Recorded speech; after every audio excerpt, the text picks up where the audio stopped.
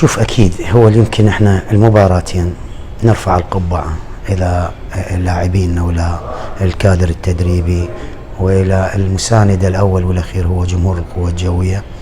خلال المباراة الأولى اللي صعبة اللي لعبناها وقدرنا أن نتعادل رغم ما لعبنا المباراة الثانية اللي مع الفريق الأوزبكستاني، هي هذا ممكن كانت العطافة الأفضل ونكران الذات للاعبين والروح اللي موجودة عندهم من خلال الفترة القصيرة اللي خلال 20 ساعة وأقل من 20 ساعة أنت عندك مباراة مهمة وخارج أرضك.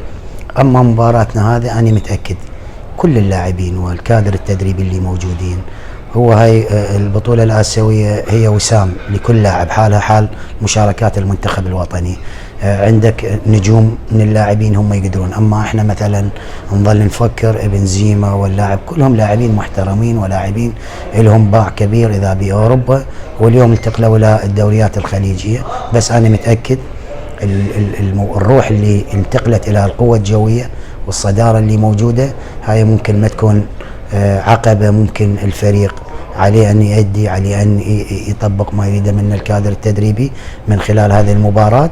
وإن شاء الله احنا متأملين أن يفرحون جمهورهم ويفرحون نفسهم، وهذا تكون إنجاز تاريخي لكل لاعب موجود في نادي القوة الجوية. اليوم من الشاهد القوة الجوية شاهد كمجموعة وكلاعبين واستقطاب، شاهد فريق بطولات، هذا بناء الإدارة اللي موجودة وطموح ككادر تدريبي محترم ولاعبين محترمين. شيء أكيد اللي يمكن كل اللاعبين الموجودين يتمناهم كل فريق موجود في الدوري.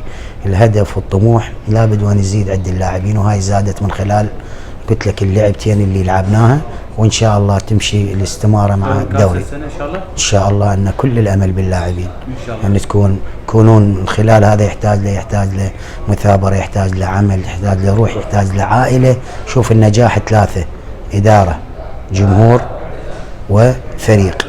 هذا إذا تكاتفوا الكل ما أعتقد أن يوقف شيء أمام هاي المجموعة، وكل أمل باللاعبين إن شاء الله هاي السنة تكون سنة الحصاد والفرحة إلى جمهورنا وإلى كيان القوة الجوية. شكرا لك. الله يوفقك.